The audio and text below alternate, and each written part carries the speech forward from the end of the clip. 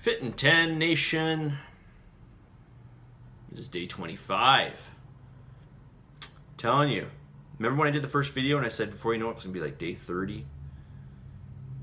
Time is running fast. This challenge will be over before you know it. Take advantage of every day. All right.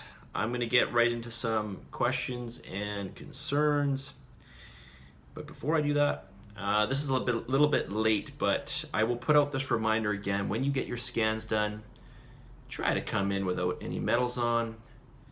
Try not to have any clothing that has metal on it.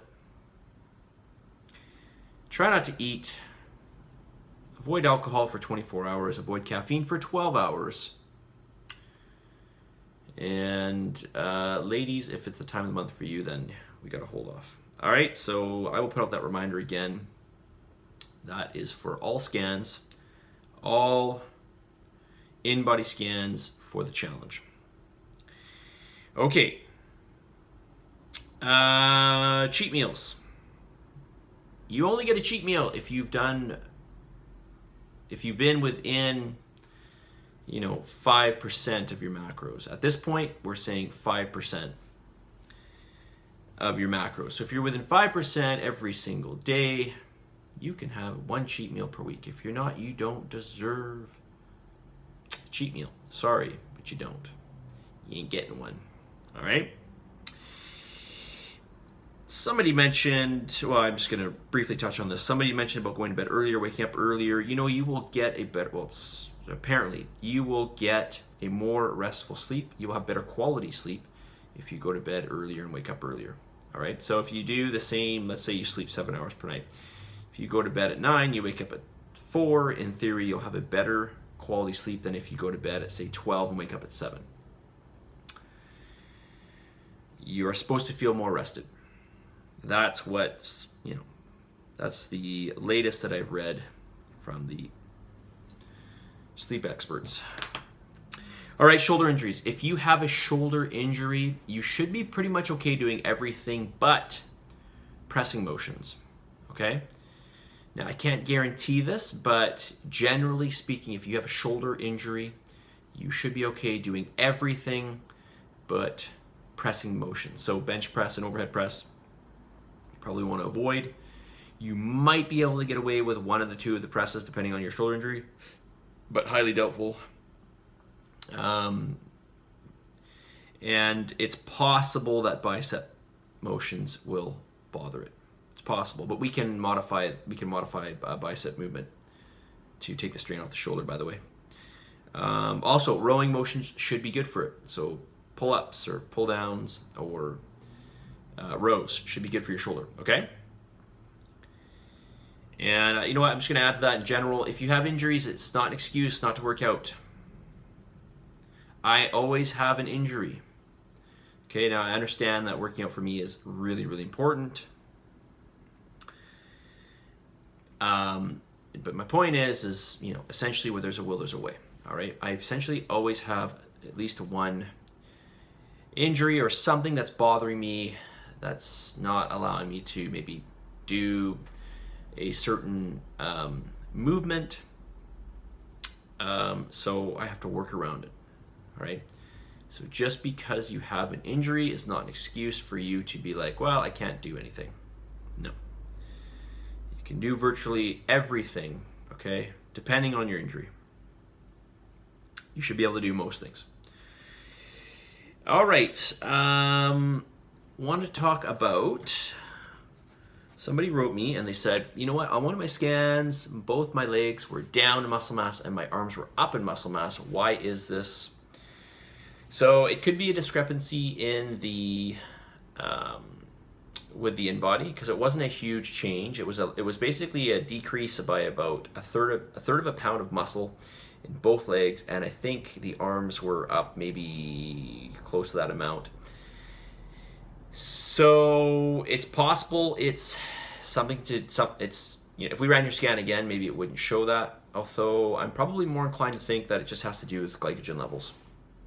So this is a very interesting topic, because your muscles can store glycogen and they can also get depleted of glycogen. And when you store store more glycogen, you will show us more muscle, and if you deplete glycogen, you will show us less muscle. This doesn't just go for InBody scans, this goes for DEXA scans, and most scans for that matter. Anything that's trying to read a tissue is going to be affected by the water amount. All right, so let me give you an example of perhaps how you could deplete water in your legs. Okay, you could get rid of water inside the muscle, or you could have a reading of less water in the muscle. So an example would be if you did, let's say, stair mill or maybe running, and then you didn't really take in very many carbohydrates after that. Okay, you didn't restore the glycogen in the legs. All right, because even though you're not breaking down muscle per se by running, but you're still going to be using the muscles, and you're still going to chew through glycogen. So in theory, if you were to, let's say do an InBody, scan, then ride the bike really hard for half an hour, and then do an InBody scan, your legs should in theory show as less muscle. Okay. So when I did a ketogenic diet, for a long period of time. My glycogen stores were always low. They were always low because I wasn't really taking carbohydrates. Consequently, my scans always showed me as higher body fat percentage because my muscles, it always showed that I had less muscle mass. But I didn't really have less muscle mass. I didn't have less muscle tissue. I just had less glycogen. Okay? So I think that, that it's one of those two explanations. Okay? All right, my camera looks like it's kind of crooked, doesn't it? All right, whatever. Okay, message of the day. It's a simple one, but it's one that I want to remind you of, and it goes like this.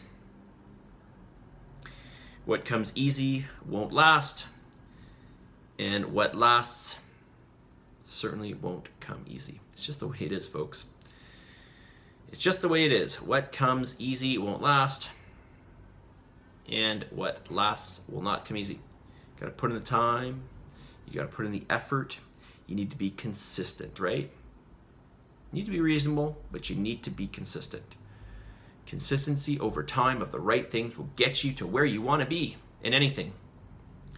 Consistency over time of the right things, of course, will get you to where you want to be. All right, so persevere, do not give up.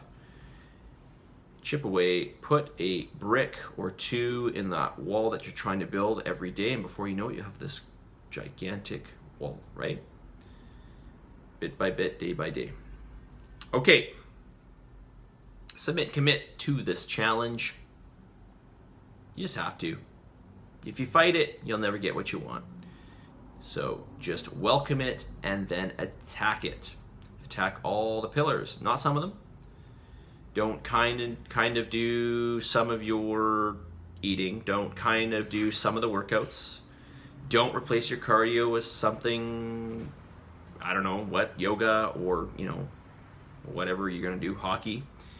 You've got to do the pillars and you will see the change. You will see more change. Okay? And of course, get your weight training workouts in. Okay? All right. Positive energy, positive vibes. Always give gratitude. And for the love of God, believe in yourself. You got to believe in yourself, kids. I mean it. You're wasting your life if you don't believe in yourself. Believe in yourself. Put those negative recordings out the door. Replace them with positive ones. And just get to doing what you need to do, what you want to do in your life. And just do it. Quit telling yourself you can't. Because you can. You can. Don't be the biggest obstacle in your life. All right? We'll talk to y'all soon. Tomorrow, Martina will be teaching you guys. I think, what do you guys got tomorrow? Upper body, right?